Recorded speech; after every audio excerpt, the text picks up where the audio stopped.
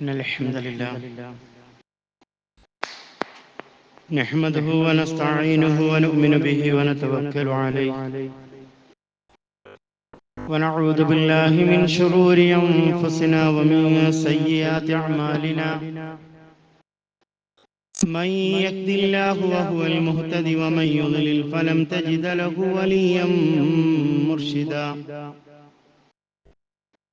اللهم صل على محمد وعلى آل محمد كما صليت على إبراهيم وعلى آل إبراهيم اللهم بارك على محمد وعلى آل محمد كما باركت على إبراهيم وعلى آل إبراهيم إنك حميد مجيد أما بعد فإن خير الكلام كلام الله وخير الهدي هدي محمد صلى الله عليه وسلم وشر الأمور محدثاتها وكل محدثة بدعة وكل بدعة ضلالة أيها الإخوان والأخوات أوصيكم عباد الله وإياي أولا بتقوى الله أعوذ بالله من الشيطان الرجيم بسم الله الرحمن الرحيم وما آتاكم الرسول فخذوه وما نهاكم عنه فانتهوا واتقوا الله إن الله شديد العقاب. വളരെ പ്രിയപ്പെട്ട മഹാഭാഗ്യമായി ഇവിടെ ഒരുമിച്ച് ചേർന്ന സത്യവിശ്വാസി വിശ്വാസിനികളെ, നശ്വരമായ ഐഹിക ജീവിതത്തിൽ സൃഷ്ടാവും തമ്പുരാനും അഖില ലോക പരിപാലകനും ജഗ നിയന്താവുമായ റബ്ബിന്റെ നിയമനിർദ്ദേശങ്ങൾ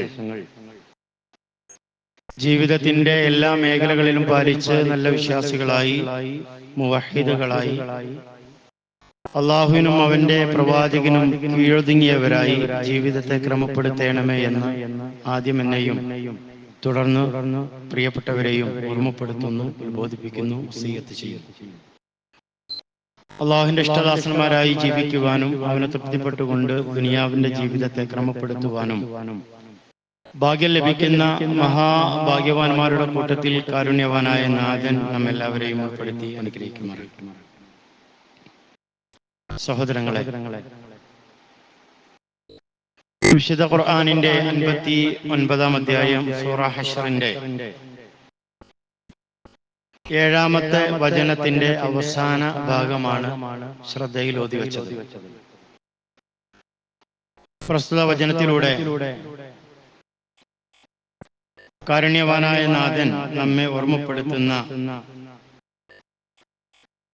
ഒരു മനുഷ്യൻ അവന്റെ ജീവിതത്തിൽ ഏറ്റവും കൂടുതൽ ശ്രദ്ധിക്കേണ്ടുന്ന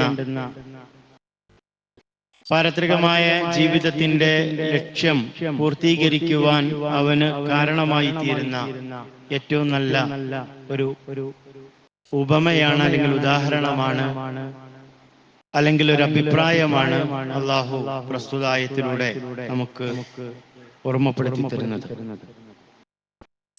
എന്താണോ അന്ത്യപ്രവാചകൻ മുഹമ്മദ് റസൂലുള്ളാഹി സ്വല്ലല്ലാഹു അലൈഹി വസല്ലമ നിങ്ങൾക്ക് കൊണ്ടുവന്നതെങ്കിൽ ആ കൊണ്ടുവന്നതിനെ നിങ്ങൾ മുറുകെ പിടിക്കണം എന്നും നമ്മുടെ ജീവിതത്തിൽ കാത്തു സൂക്ഷിക്കേണ്ടത് പ്രവാചകൻ സല്ലല്ലാഹു അലൈഹി വസല്ലമ എന്താണോ വിരോധിച്ചത് ആ വിരോധിച്ച കാര്യങ്ങൾ നമ്മുടെ ജീവിതത്തിലും നിങ്ങൾ വിരോധിക്കണം എന്ന കൽപ്പനയാണ് ഈ ആയത്തിൽ അതിന്റെ അവസാന ഭാഗത്ത് അള്ളാഹു നമുക്ക് നൽകുന്നത് എന്നത്. നമ്മൾ പലരെയും സ്നേഹിക്കാറുണ്ട്, അതുപോലെ തന്നെ പല ആളുകളും നമ്മെയും സ്നേഹിക്കാറുണ്ട്. നമ്മൾ പല ആളുകളെയും സ്നേഹിക്കുവാനുള്ള വ്യത്യസ്തങ്ങളായ കാരണങ്ങൾ ഉണ്ടാവാം. ചില ആളുകളുടെ സൗഹൃദം കൊതിക്കാറുണ്ട്, അവരുടെ ഏതെങ്കിലും പ്രത്യേകമായ സ്വഭാവ ഗുണമായിരിക്കാം, അല്ലെങ്കിൽ അയാളുടെ സംസാര വൈഭവമായിരിക്കാം, അതല്ലെങ്കിൽ അദ്ദേഹത്തിലുള്ള ഏതെങ്കിലും തരത്തിലുള്ള ഒരു കഴിവായിരിക്കാം അദ്ദേഹത്തെ സ്നേഹിക്കുവാനുള്ള കാരണം. അതേപോലെ തന്നെ നമ്മെ പലരും സ്നേഹിക്കുവാനുള്ള കാരണം. അന്ത്യപ്രവാചകൻ മുഹമ്മദ് റസൂലുള്ളാഹി സ്വല്ലല്ലാഹു അലൈഹി വസല്ലമ പറഞ്ഞ ഒരു കാര്യം, നമ്മൾ ആരെങ്കിലും ഇഷ്ടപ്പെടുന്നുവെങ്കിൽ ആ ഇഷ്ടപ്പെടുന്ന ആളുകളോട് നമ്മുടെ സ്നേഹം, ഇഷ്ടം അറിയിക്കണം എന്നത് പ്രവാചകൻ സല്ലല്ലാഹു അലൈഹി വസല്ലമ നമ്മെ ബോധ്യപ്പെടുത്തിയിട്ടുണ്ട്. അതേപോലെ തന്നെ ഒരു വിശ്വാസി എന്നുള്ള നിലക്ക് നമ്മൾ ആരെയായിരിക്കണം ഏറ്റവും കൂടുതൽ സ്നേഹിക്കേണ്ടത് എന്നും അന്ത്യപ്രവാചകൻ മുഹമ്മദ് റസൂലുള്ളാഹി സ്വല്ലല്ലാഹു അലൈഹി വസല്ലമയും വിശുദ്ധ ഖുർആനും ഒക്കെ നമുക്ക് ബോധ്യപ്പെടുത്തി തരികയും ചെയ്തിട്ടുണ്ട്. എന്റെ ജീവിതത്തിൽ അല്ല, നമ്മുടെ ജീവിതത്തിൽ ഏറ്റവും കൂടുതൽ സ്നേഹിക്കേണ്ടത് അത് അള്ളാഹുവിനെ ആയിരിക്കണമെന്നാണ് വിശുദ്ധ ഖുർആനിന്റെ വചനങ്ങൾ നമ്മെ ബോധ്യപ്പെടുത്തുന്നത്. കാരണം അള്ളാഹു അവനാണ് നമുക്ക് ഈ സത്യമതത്തെ ഉൾക്കൊള്ളുവാനുള്ള ഭാഗ്യം നൽകിയത് എന്നതാണ്. ഏറ്റവും വലിയ ഭാഗ്യം എന്താണ് എന്ന ചോദ്യം നമ്മൾ നമ്മളോട് തന്നെ ചോദിക്കുമ്പോൾ നമുക്കതിന്റെ ഉത്തരം കണ്ടെത്താനുള്ളത് യഥാർത്ഥ ദീനിൽ ജനിക്കുവാൻ നമുക്ക് സാധ്യമായി എന്നതാണ് ഒരു മനുഷ്യ ജീവിതത്തിന്റെ ഏറ്റവും മഹാഭാഗ്യം എന്ന് നമുക്ക് പറയാനുള്ളത്. ഒരു മുസ്ലിം ആയിട്ടല്ല നമ്മൾ ജനിച്ചത്, ഒരു മുവഹിദായിട്ടാണ് പലപ്പോഴും നമ്മൾ ജനിച്ചത് എന്നത് വളരെ വലിയ ഭാഗ്യമായി നമ്മൾ മനസ്സിലാക്കണം എന്നത്. അതേപോലെ തന്നെ അള്ളാഹു നമുക്ക് സ്നേഹനിധികളായ നമ്മുടെ മാതാപിതാക്കളെ നൽകിയിട്ടുണ്ട്. നമ്മെ ഇഷ്ടപ്പെടുന്ന, കൺകുളിർമ നൽകുന്ന ഇണകളെയും അതുപോലെ തന്നെ മക്കളെയും ഒക്കെ നൽകിയത്, കുടുംബത്തെ നൽകിയത്, ദുനിയാവിന്റെ ജീവിതത്തിൽ നമുക്ക് ജീവിക്കാൻ ആവശ്യമായിട്ടുള്ള സൗകര്യങ്ങൾ നൽകിയത്, സമ്പത്ത് നൽകിയത്, അതേപോലെ തന്നെ പ്രാദേശികമായ നമ്മുടെ ചുറ്റുപാടുകൾ എല്ലാം സംവിധാനിച്ചത് ആ കാരുണ്യവാനായ റബ്ബാണ് എന്നതുകൊണ്ട് ആ റബ്ബിനെ നമ്മൾ ഏറ്റവും ആദ്യമായി, ഏറ്റവും കൂടുതലായി സ്നേഹിക്കണമെന്നാണ്. നമ്മുടെ ജനനത്തിൽ നമുക്ക് വല്ല പങ്കുണ്ടോ? ഇല്ലല്ലോ. ഞാൻ എൻ്റെ ഉപ്പക്കും ഉമ്മക്കും ജനിച്ചതിൽ എനിക്ക് യാതൊരു പങ്കുമില്ല. നിങ്ങൾ ഈ പ്രദേശത്ത് ജനിച്ചതിൽ നിങ്ങൾക്ക് യാതൊരു പങ്കുമില്ല. മറിച്ച് അത് കാരുണ്യവാനായ റബ്ബ് തീരുമാനിച്ചു. നമ്മെ അങ്ങേയറ്റം സ്നേഹിക്കുന്ന മാതാപിതാക്കളെ നമുക്ക് അള്ളാഹു നൽകി, ഇണകളെ നൽകി, മക്കളെ നൽകി, കുടുംബത്തെ നൽകി, സൗകര്യങ്ങൾ നൽകി, സമ്പത്ത് നൽകി. അതുകൊണ്ട് തന്നെ ഏറ്റവും കൂടുതൽ നിങ്ങൾ സ്നേഹിക്കേണ്ടത് അള്ളാഹുവിനെയാണ് എന്ന് വിശുദ്ധ ഖുർആൻ, അല്ലെങ്കിൽ ആ അള്ളാഹു നമ്മെ ഓർമ്മപ്പെടുത്തി എന്നതാണ്. അതേപോലെ തന്നെ അള്ളാഹുവിനെ കഴിഞ്ഞാൽ ഏറ്റവും കൂടുതൽ സ്നേഹിക്കേണ്ടത് അന്ത്യപ്രവാചകനായ മുഹമ്മദ് റസൂലുള്ളാഹി സ്വല്ലല്ലാഹു അലൈഹി വസല്ലമയാണ്. നമ്മൾ ആലോചിക്കേണ്ടത്, നമ്മൾ ജനിക്കുന്നതിന് മുമ്പ് നമ്മെ സ്നേഹിച്ചവനാണ് കാരുണ്യവാനായ നാഥൻ എന്ന ഒരു തിരിച്ചറിവാണ് അള്ളാഹുവിനെ സ്നേഹിക്കാൻ. നമ്മൾ ജനിക്കുന്നതിന് മുമ്പ് നമുക്ക് ആവശ്യമായ സൗകര്യങ്ങൾ ദുനിയാവിന്റെ ജീവിതത്തിൽ ഒരുക്കി തന്നു എന്നതാണ്. ആ ഒരു തിരിച്ചറിവാണ് അള്ളാഹുവിനെ സ്നേഹിക്കുവാൻ നമുക്ക് കാരണമായി തീരേണ്ടത്. അതേപോലെ തന്നെ പ്രവാചകനെ സ്നേഹിക്കുവാൻ കാരണമായി തീരേണ്ടത് എന്താണ്? അത് പ്രവാചകൻ നമ്മളോട് കാണിച്ച ഏറ്റവും വലിയ കെയറാണ്, ശ്രദ്ധയാണ് എന്ന് നമുക്ക് കാണാൻ കഴിയും. ഒരു വിശ്വാസിയുടെ, ഒരു മനുഷ്യന്റെ ജീവിതത്തിൽ നമ്മൾ എന്തെല്ലാം കാര്യങ്ങൾ ശ്രദ്ധിക്കണമോ ആ ശ്രദ്ധിക്കേണ്ട കാര്യങ്ങളെല്ലാം അന്ത്യപ്രവാചകൻ മുഹമ്മദ് റസൂലുള്ളാഹി സ്വല്ലല്ലാഹു അലൈഹി വസല്ലമ നമുക്ക് പഠിപ്പിച്ചു തന്നിട്ടുണ്ട്. പ്രവാചകൻ സല്ലല്ലാഹു അലൈഹി വസല്ലമ എത്ര ശ്രദ്ധിച്ചു എന്നറിയോ? വക്ക് പൊട്ടിയ പാത്രത്തിൽ നിങ്ങൾ വെള്ളം കുടിക്കരുത് എന്ന് പ്രവാചകൻ സല്ലല്ലാഹു അലൈഹി വസല്ലമ നമുക്ക് നിർദ്ദേശം നൽകിയിട്ടുണ്ട്. എന്തേ? വക്ക് പൊട്ടിയ പാത്രത്തിൽ വെള്ളം കുടിച്ചാൽ അത് നമ്മുടെ ശരീരത്തിൽ കൊണ്ട് വല്ല പോറലും ഉപദ്രവവും ഉണ്ടാകും എന്നതുകൊണ്ട്. ശിർക്കും വിദ്വത്തൊന്നുമല്ല.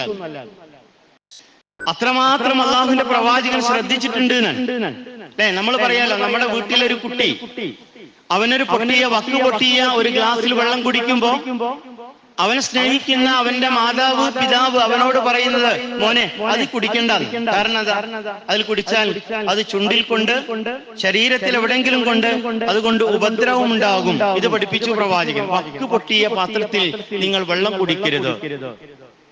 പ്രവാചകൻ സല്ലല്ലാഹു അലൈഹി വസല്ലം എത്ര ശ്രദ്ധിച്ചു. നിങ്ങൾ കിടക്കുന്ന സമയത്ത് നിങ്ങളുടെ ബെഡ്ഷീറ്റുകള് നിങ്ങളൊന്ന് നന്നായി കുടഞ്ഞുകൊണ്ട് അത് ഒന്നുകൂടെ വിരിക്കണം, തട്ടിക്കൊട്ടണം എന്ന് പഠിപ്പിച്ചു. എന്തുകൊണ്ടാ?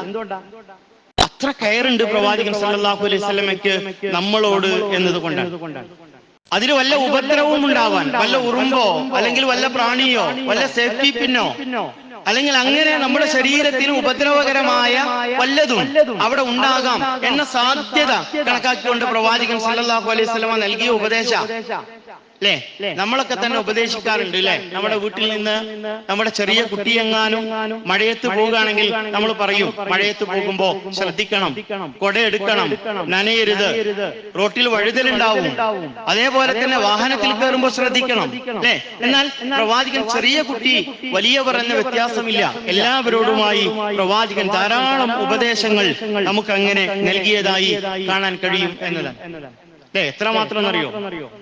നിങ്ങൾ ഷൂ ധരിക്കുമ്പോ അത് ധരിക്കുന്നതിന് മുമ്പ് 3 പ്രാവശ്യം പൊട്ടണം എന്ന് പഠിപ്പിച്ചു പ്രവാചകൻ. എന്തുകൊണ്ടാ? അതിൽ വല്ല ഉപദ്രവം ചെയ്യുന്ന വല്ലതും അല്ലെ? എത്ര അപകടങ്ങൾ നമ്മൾ കണ്ടിട്ടുണ്ട്. ചെറിയ കുട്ടികൾക്ക് കുറച്ചു മുമ്പാ ചെറിയ കുട്ടിക്ക് എന്നോ കൊണ്ടുവന്നു വെച്ച ഷൂ തന്റെ വീട്ടിന്റെ ഉള്ളിൽ അത് എടുത്തു വെച്ച ഭാഗത്ത് നിന്ന് എടുത്തു ധരിച്ച് ആ കുട്ടിക്ക് മരണം സംഭവിക്കുമ്പോഴാ അറിയുന്നത് അതിൽ വിഷമേൽക്കുന്ന ഒരു ചെറിയ പ്രാണി അതിലുണ്ടായിരുന്നു. പ്രവാചകൻ സല്ലല്ലാഹു അലൈഹി വസല്ലം പഠിപ്പിക്കുക, നിങ്ങൾ ഷൂ ധരിക്കുമ്പോ ചെരുപ്പ് ധരിക്കുമ്പോ 3 പ്രാവശ്യം അതൊന്ന് കൊട്ടി ധരിക്കണം. നിങ്ങൾ അത്രമാത്രം ശ്രദ്ധയാണ് ഒരു ഉമ്മ മകനോട് കാണിക്കുന്ന കരുതൽ അല്ല, അതിനേക്കാൾ വലിയ സ്നേഹവും കരുതലുമാണ് ആ പ്രവാചകൻ സല്ലല്ലാഹു അലൈഹി വസല്ലമ നമ്മളോട് കാണിച്ചത് എന്നതാണ്. വിളക്ക് കത്തിച്ചുകൊണ്ട് രാത്രിയിൽ കിടക്കരുത് എന്ന് പ്രവാചകൻ സല്ലല്ലാഹു അലൈഹി വസല്ലം പഠിപ്പിച്ചു. അതേപോലെ തന്നെ നിങ്ങൾ കിടക്കുന്ന ആ റൂമിന്റെ വാതിലും ജനലുമൊക്കെ കുറ്റിയിടണമെന്ന് പഠിപ്പിച്ചു. എന്തേ? വല്ല ഉപദ്രവവും വല്ല ഇഴജന്തുക്കളും ഒക്കെ വന്ന് നിങ്ങൾക്ക് പ്രയാസങ്ങൾ ഉണ്ടാക്കാം എന്നതുകൊണ്ട്. കുടിക്കുന്ന വെള്ളം ആ വെള്ളത്തിന്റെ പാത്രം അടച്ചു വെക്കണം, ഭക്ഷണത്തിന്റെ പാത്രം അടച്ചു വെക്കണം, ഒരു കരുതലാണ് ഇത്. പ്രവാചകൻ സല്ലല്ലാഹു അലൈഹി വസല്ലമ ഉറങ്ങുന്നതിന് മുമ്പ് നിങ്ങളെ കൈകൾ കഴുകണം, വുളുവെടുക്കണം. എന്തേ? നമ്മൾ വല്ല ഭക്ഷണമൊക്കെ കഴിച്ച് കൈ കഴുകാതെയാണ് നമ്മൾ കിടക്കുന്നതെങ്കിൽ വല്ല ഉറുമ്പോ പ്രാണികളോ ഒക്കെ വന്ന് നമ്മുടെ ജീവിതത്തിൽ നമ്മുടെ അപകടങ്ങൾ സംഭവിക്കാൻ അത് കാരണമായി തീരാം എന്നതുകൊണ്ട് ഇങ്ങനെ മൈന്യൂട്ടായിട്ടുള്ള ചെറിയ ചെറിയ കാര്യങ്ങളിൽ പോലും കൃത്യമായി ഇടപെടുക മാത്രമല്ല, കൃത്യമായ നിർദ്ദേശങ്ങൾ വെച്ചു പ്രവാചകൻ. എന്തുകൊണ്ടാ? നമ്മളോടുള്ള സ്നേഹം കാരണമാണ് അല്ലേ? അങ്ങനെ നമ്മുടെ ജീവിതത്തിൽ ഇടപെട്ടിട്ടുണ്ട് പ്രവാചകൻ, അങ്ങനെ നിർദ്ദേശങ്ങൾ നൽകിയിട്ടുണ്ട് പ്രവാചകൻ. അതുകൊണ്ടാ ആ പ്രവാചകനെ നിങ്ങൾ അള്ളാഹുവിനെ കഴിഞ്ഞാൽ നിങ്ങൾ സ്നേഹിക്കേണ്ടത് ആ പ്രവാചകനെയാണ് എന്ന് പ്രവാചകനും വിശുദ്ധ ഖുർആനും ഒക്കെ നമുക്ക് ബോധ്യപ്പെടുത്തി തന്നിട്ടുള്ളത് എന്നതാണ്. നമുക്ക് വേണ്ടി നമ്മളെ കാണാത്ത പ്രവാചകൻ നമുക്ക് വേണ്ടി പ്രാർത്ഥിച്ചിട്ടുണ്ട് എന്നാണ് ഹദീസുകളിൽ നമുക്ക് കാണാൻ കഴിയുന്നത്. ഉമ്മത്തി ഉമ്മത്തി എന്ന് പറഞ്ഞുകൊണ്ട് രാത്രികളിൽ പ്രവാചകൻ നമ്മുടെ സമൂഹത്തെ ഓർത്തുകൊണ്ട് പ്രവാചകന് ഉറക്കം വരെ നഷ്ടപ്പെട്ടിട്ടുണ്ട്. അങ്ങനെ പറഞ്ഞു കരഞ്ഞ പ്രവാചകൻ അല്ലെ എന്ന് പറഞ്ഞാൽ ഒരു മാതാവോ പിതാവോ തന്റെ മക്കളെ ശ്രദ്ധിക്കുന്നതിനേക്കാൾ സ്നേഹിച്ചിട്ടുണ്ട് പ്രവാചകൻ. അതുകൊണ്ടാ നിങ്ങൾ പ്രവാചകനെ സ്നേഹിക്കണം രണ്ടാമതായി എന്ന് നമ്മെ ബോധ്യപ്പെടുത്തുന്നത് എന്നത്. മാത്രമല്ല കേട്ടോ, പ്രവാചകൻ മാറ്റിവെച്ച ഉത്തരം ലഭിക്കുന്ന ഒരു പ്രാർത്ഥന പ്രവാചകൻ സല്ലല്ലാഹു അലൈഹി വസല്ലം പഠിപ്പിച്ചിട്ടുണ്ട്. അള്ളാഹുവിന്റെ പ്രവാചകൻ പറഞ്ഞു, ലോകത്തേക്ക് കടന്നു വന്ന എല്ലാ പ്രവാചകന്മാർക്കും ഉത്തരം ലഭിക്കുമെന്ന് ഉറപ്പുള്ള ഒരു പ്രാർത്ഥനയുണ്ട്. എല്ലാ പ്രവാചകന്മാരും ആ ഉത്തരം ലഭിക്കുമെന്ന് ഉറപ്പുള്ള പ്രാർത്ഥനയെ ഉപയോഗിച്ചിട്ടുണ്ട്. അന്ത്യപ്രവാചകൻ പറഞ്ഞത് ഞാൻ അതിനെ ആഖിറത്തിലേക്ക് മാറ്റിവെച്ചിട്ടുണ്ട് എന്നതാണ്. നമ്മുടെ ശഫാഅത്തുമായി ബന്ധപ്പെട്ടുകൊണ്ടാണ് ആ പ്രാർത്ഥനയെ പ്രവാചകൻ പാരത്രികമായ ലോകത്തേക്ക് മാറ്റിവെച്ചിട്ടുള്ളത് എന്ന് പറയുമ്പോൾ അത്രമാത്രം സ്നേഹമാണ്. ആരും ശഫാഅത്ത് പറയാനില്ലാത്ത, ശുപാർശ പറയാനില്ലാത്ത ഒരു സമയത്തേക്ക് നമുക്ക് വേണ്ടിയുള്ള കരുതൽ പ്രവാചകൻ സല്ലല്ലാഹു അലൈഹി വസല്ലം നടത്തി എന്നതാണ്. അതാണ് അള്ളാഹുവിന്റെ പ്രവാചകന്റെ സ്നേഹം എന്ന് പറയുന്നു. അതേപോലെ തന്നെ നോക്കൂ, നിങ്ങൾ ഇസ്ലാമിൽ നിർബന്ധമാക്കപ്പെട്ട കാര്യങ്ങൾ അല്ലെങ്കിൽ പ്രവാചകൻ സല്ലല്ലാഹു അലൈഹി വസല്ലം എന്തെങ്കിലും ഒരു കാര്യം തന്റെ ഉമ്മത്തിനോട് പറയുന്നതിന് മുമ്പ് അത് തന്റെ ഉമ്മത്തിന് പ്രയാസമാകുമോ എന്ന് ആലോചിച്ചിട്ടുണ്ട് എന്നാണ്. വുളൂഇന്റെ കൂടെ പല്ല് തേക്കണം എന്നത് പ്രവാചകൻ സല്ലല്ലാഹു അലൈഹി വസല്ലമക്ക് ഏറ്റവും ഇഷ്ടമുള്ള, തന്റെ ഉമ്മത്തിനോട് പറയാൻ ആഗ്രഹമുള്ള കാര്യമാണ്. എന്നാൽ പ്രവാചകൻ സല്ലല്ലാഹു അലൈഹി വസല്ലമ നിർബന്ധമായി പറയാതിരിക്കാനുള്ള കാരണം അത് ഹദീസുകളിൽ നമുക്ക് കാണാൻ കഴിയും. ലൗലാ അൻ അശുക്ക അലാ ഉമ്മതി ലഅമർതുഹും ബിസ്സിവാകി മഅ കുല്ലി സ്വലാത്തിൻ. പ്രവാചകൻ സല്ലല്ലാഹു അലൈഹി വസല്ലം പറയാം, എന്റെ ഉമ്മത്തിന് പ്രയാസകരമായി തീരുമായിരുന്നില്ലെങ്കിൽ ഞാൻ അങ്ങനെ കൽപ്പിക്കുമായിരുന്നു. എന്തിന്? വളു എടുക്കുന്നതിന് മുമ്പ് അവർ മിസ്വാക്ക് ചെയ്യണമെന്ന് അവരോട് ഞാൻ കൽപ്പിക്കുമായിരുന്നു എന്ന് പ്രവാചകൻ സല്ലല്ലാഹു അലൈഹി വസല്ലമ. അത് പറയാത്തത് എന്തുകൊണ്ടാണ്? പ്രവാചകൻ ഇഷ്ടമുണ്ട്, അങ്ങനെ ആയിരിക്കണമെന്ന് ആഗ്രഹമുണ്ട്. പക്ഷേ അലങ്ങാനും പറഞ്ഞാൽ എന്റെ ഉമ്മത്തിന് അത് പ്രയാസകരമായി തീരുമോ എന്ന് പ്രവാചകൻ ആലോചിക്കുകയാണ്. അതേപോലെ തന്നെ എല്ലാ സമയവും നിങ്ങൾ വുളുവുള്ളവരായിരിക്കണമെന്ന് എനിക്ക് ആഗ്രഹമുണ്ട്. പക്ഷേ ഞാനത് പറയാത്തത് എന്തുകൊണ്ടാണ്? പ്രവാചകൻ പറഞ്ഞത് അത് നിങ്ങൾക്ക് പ്രയാസകരമായി തീരുമോ എന്നതുകൊണ്ടാണ്. അല്ലെ, ഒരു വിശ്വാസിയുടെ ജീവിതത്തിൽ വുളുവുള്ള സമയമായിരിക്കണം, അങ്ങനെയായിരിക്കണം ഒരു വിശ്വാസി അവന്റെ ജീവിതം എന്ന് പ്രവാചകൻ ആഗ്രഹമുണ്ട്. പക്ഷേ അത് പറഞ്ഞാൽ എന്റെ ഉമ്മത്തിന് അത് കൊണ്ടു നടക്കാൻ പ്രയാസമാകുമോ എന്ന പ്രയാസമായിരുന്നു പ്രവാചകൻ, അതുകൊണ്ട് പറഞ്ഞിട്ടില്ല എന്നതാണ്. തറാവീഹ് നമസ്കാരം പ്രവാചകൻ സല്ലല്ലാഹു അലൈഹി വസല്ലം മൂന്ന് ദിവസമാണ് ജമാഅത്തായിക്കൊണ്ട് പള്ളിയിൽ നമസ്കരിച്ചത്. നാലാമത്തെ ദിവസം സഹാബത്ത് തറാവീഹ് നമസ്കരിക്കാൻ പ്രവാചകനെ നേരം പുലരുന്നത് വരെ അല്ല, സുബഹ് ബാങ്കിന്റെ സമയം വരെ കാത്തിരുന്നു. പ്രവാചകൻ സല്ലല്ലാഹു അലൈഹി വസല്ലം വീട്ടിൽ നിന്ന് ഇറങ്ങി വന്ന് തറാവീഹിന് നേതൃത്വം കൊടുത്തില്ല. പ്രവാചകൻ സല്ലല്ലാഹു അലൈഹി വസല്ലമയോട് സഹാബത്ത് ചോദിക്കുന്നുണ്ട്, എന്തേ പ്രവാചകനെ നേരം വെളുക്കുന്നത് വരെ ഞങ്ങൾ കാത്തിരുന്നിട്ട് എന്തുകൊണ്ടാ പ്രവാചകരെ വരാത്തത് എന്ന് ചോദിച്ചപ്പോ പ്രവാചകൻ സല്ലല്ലാഹു അലൈഹി വസല്ലം പറഞ്ഞു, ഇന്നി അഖാഫു അൻ യഫ്റുള അലൈക്കും, ഇത് നിങ്ങളുടെ മേൽ നിർബന്ധമായി പോകുമോ എന്ന് ഞാൻ ഭയപ്പെടുന്നു എന്നതാണ്. നിങ്ങൾ എത്രമാത്രം ശ്രദ്ധയാണ്. പ്രവാചകൻ അങ്ങനെ കൽപ്പിച്ചിരുന്നെങ്കിൽ, അങ്ങനെ കാണിച്ചിരുന്നുവെങ്കിൽ നമുക്ക് രാത്രി നമസ്കാരം അത് നിർബന്ധമായി പോകും. അതുകൊണ്ടാ നിർബന്ധമായി പോയാൽ എന്റെ ഉമ്മത്തിന് അത് പ്രയാസമാകും. അത്രമാത്രം ഇബാദത്തുകളുടെ കാര്യത്തിൽ പോലും പ്രവാചകൻ ശ്രദ്ധിച്ചിട്ടുണ്ട് എന്നതാണ്. അല്ലേ, ജമാഅത്ത് നമസ്കാരം നടക്കുമ്പോ പിന്നിൽ നിന്ന് ഉമ്മമാരുടെ അടുക്കലുള്ള കുട്ടികൾ അവരുടെ കരച്ചിൽ കേട്ടാൽ പ്രവാചകൻ എന്ത് ചെയ്യും? ആ നമസ്കാരം ഏറ്റവും എളുപ്പത്തിലാക്കും എന്നതാണ്. കാരണം എന്താ? മാതാവിന് പ്രയാസമുണ്ട്. കുട്ടികളുടെ കരച്ചിൽ അത് തന്റെ മക്കളുടെ കരച്ചിൽ മാതാക്കൾക്ക് പ്രയാസകരമായി തീരുമെന്ന് ആലോചിച്ചുകൊണ്ട് മാത്രമല്ല ദീർഘമായി ജമാഅത്ത് നമസ്കരിക്കുന്നത് പ്രവാചകന്റെ അടുക്കൽ ചെന്നുകൊണ്ട് പ്രവാചകന്റെ പിന്നെ ഇമാം മുആദ് ഇബ്നു ജബൽ റളിയല്ലാഹു അൻഹുവിനെ പറ്റി പ്രവാചകനോട് കംപ്ലൈന്റ് പറയുന്നുണ്ട് സഹാബത്ത്. അദ്ദേഹം നമസ്കാരത്തിൽ സുദീർഘമായി പാരായണം ചെയ്യുന്നു എന്ന് പറയുമ്പോ പ്രവാചകൻ സല്ലല്ലാഹു അലൈഹി വസല്ലമ മുആദ് ഇബ്നു ജബൽ റളിയല്ലാഹു അൻഹുവിനെ വിളിച്ചുകൊണ്ട് ചോദിക്കുന്ന ഒരു ചോദ്യം, യാ മുആദ് അഫത്താനുൻ അൻത, അല്ല മുആദേ, അഫത്താൻ, നീ ഫിത്നയുണ്ടാക്കുകയാണോ, നീ കുഴപ്പമുണ്ടാക്കുകയാണോ? എന്നിട്ടോ പ്രവാചകൻ കുറച്ച് സൂറത്തുകളുടെ നാമങ്ങൾ പറഞ്ഞു. ദുഹ, ശംസ് പോലെയുള്ള ചെറിയ ചെറിയ സൂറത്തുകൾ ഇങ്ങനെ പറഞ്ഞുകൊണ്ട് പ്രവാചകൻ സല്ലല്ലാഹു അലൈഹി വസല്ലം പറഞ്ഞു, അത് ഓതി നമസ്കരിച്ചാൽ മതിയായിരുന്നില്ലേ? മാത്രല്ല യുസല്ലി വറാഅക അൽ കബീറു വൽ ലഈഫു വദുൽ ഹാജ, നിന്റെ പിന്നിൽ പ്രായമുള്ള ആളുകളുണ്ട്, ദുർബലരായിട്ടുള്ള ആളുകളുണ്ട്, മറ്റാവശ്യങ്ങൾക്ക് പോകുന്ന ആളുകളുണ്ട്. അതുകൊണ്ട് നമസ്കാരം, ജമാഅത്ത് നമസ്കാരം അത് ചുരുക്കണമെന്ന് പ്രവാചകൻ സല്ലല്ലാഹു അലൈഹി വസല്ലമ മുആദ് റളിയല്ലാഹു അൻഹുവിന് നിർദ്ദേശം നൽകി എന്ന് നമുക്ക് കാണാൻ കഴിയും എന്നതാണ്. എന്ന് പറഞ്ഞാൽ തന്റെ ഉമ്മത്തിനോട് അമിതമായ സ്നേഹം കാണിച്ചിട്ടുണ്ട് ആ പ്രവാചകൻ എന്നതുകൊണ്ട് തന്നെയാണ്.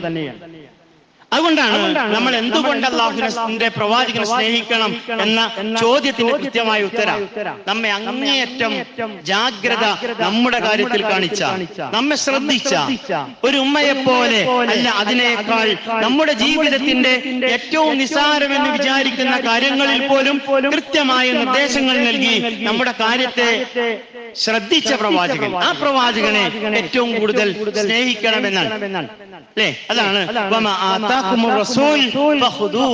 എന്താണോ നിങ്ങളുടെ പ്രവാചകൻ നിങ്ങൾക്ക് കൊണ്ടുവന്നത് അതിനെ നിങ്ങൾ സ്വീകരിക്കണം, നമ്മുടെ ജീവിതത്തിൽ ഉണ്ടാവണം. പ്രവാചകൻ ആഗ്രഹിച്ച കാര്യങ്ങൾ, പ്രവാചകൻ നമ്മളോട് കൽപ്പിച്ച കാര്യങ്ങൾ, പ്രവാചകൻ നമുക്ക് മാതൃക കാണിച്ചു തന്ന കാര്യങ്ങൾ അല്ലേ?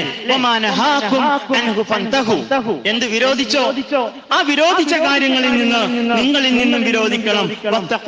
നിങ്ങൾ അല്ലാഹുവിനെ സൂക്ഷിക്കണം. ഇന്നല്ലാഹ ശദീദുൽ ഇഖാബ്, അല്ലാഹു ശിക്ഷാ നടപടി കഠിനമാക്കുന്നവനാണ് എന്നതാണ്. പ്രവാചകന്റെ അടുക്കൽ അങ്ങനെ പ്രവാചകനെ സ്നേഹിക്കുന്ന ആളുകൾ, പ്രവാചകൻ നിരോധിച്ചത് എന്റെ ജീവിതത്തിൽ നിരോധിക്കുന്ന അവസ്ഥയുണ്ടാകുമ്പോ, പ്രവാചകൻ ഇഷ്ടപ്പെട്ടത് കൊണ്ടുവന്നത് എന്റെ ജീവിതത്തിൽ ഉണ്ടാകുമ്പോ എന്താണ് അതുകൊണ്ട് നമുക്ക് ലഭ്യമാകുന്നത്? ആ റസൂലിന്റെ കൂടെ സ്വർഗത്തിലുള്ള പ്രവേശനമാണ് നമുക്ക് സാധ്യമാവുക എന്നതാണ്. പ്രവാചകൻ സല്ലല്ലാഹു അലൈഹി വസല്ലമയുടെ അടുക്കൽ വന്നുകൊണ്ട് ഒരു സഹാബി ചോദിക്കുന്നുണ്ട്. എന്താണ് ചോദിക്കുന്നത്?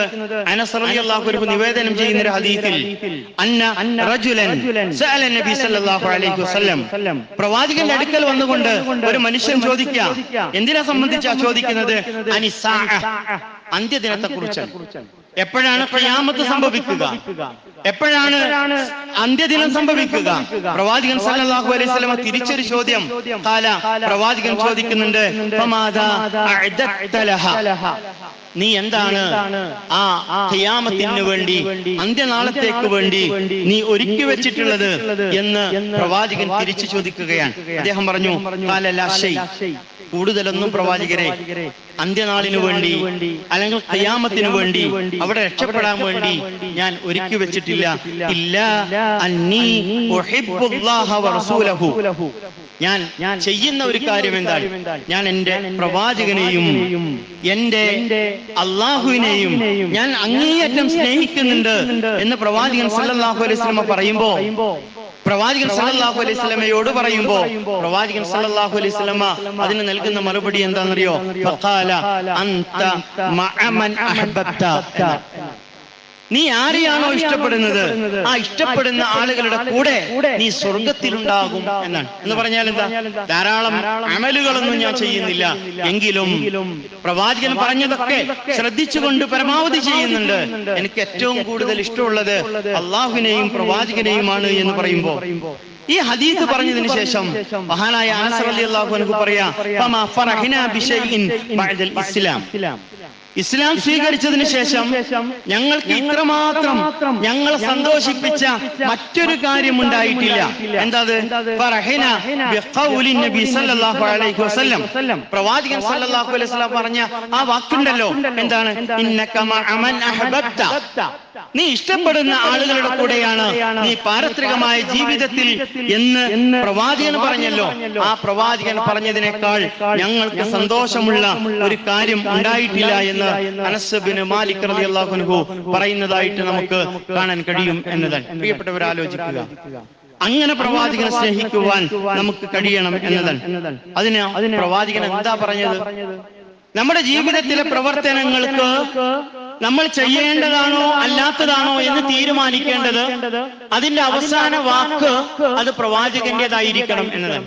കഴിഞ്ഞ ദിവസം ഒരു ട്രെയിൻ യാത്രയില് ഒരു സുഹൃത്ത്, അദ്ദേഹത്തിന്റെ ഒരു സംശയം, അദ്ദേഹം പറഞ്ഞത് എന്താണെന്നറിയോ? ഇസ്ലാം എന്ന് പറഞ്ഞാൽ ആണിനോടും പെണ്ണിനോടും അനീതി കാണിക്കുന്നു എന്ന് പറഞ്ഞാൽ, എന്നിട്ട് എടുത്തു പറഞ്ഞൊരു കാര്യം എന്താ വെച്ചാൽ, ആണിന് ലഭിക്കുന്ന സ്വത്തിന്റെ പകുതിയാണ് പെണ്ണിന് ലഭ്യമാകുന്നത്. ഇത് അനീതിയല്ലേ എന്നതാണ് അല്ലേ? ഇതാരാ ഓഹരി വെച്ചത്?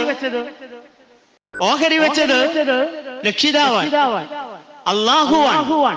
അല്ലാഹു പറയുന്നതിനെ ഉൾക്കൊള്ളാൻ കഴിഞ്ഞ ഖുത്ബയിൽ സൂചിപ്പിച്ചതുപോലെ ഇദ്ദയാണ് ഇസ്ലാമിലെ എനിക്ക് ഇഷ്ടപ്പെടാത്ത കാര്യം, അതുകൊണ്ട് ഞാൻ മറ്റൊരു മതത്തിലേക്ക് പോവുകയാണ് എന്ന് പറഞ്ഞ ഒരു പെൺകുട്ടിയെ കുറിച്ച് കഴിഞ്ഞ ഖുത്ബയിൽ നമ്മൾ സൂചിപ്പിച്ചു.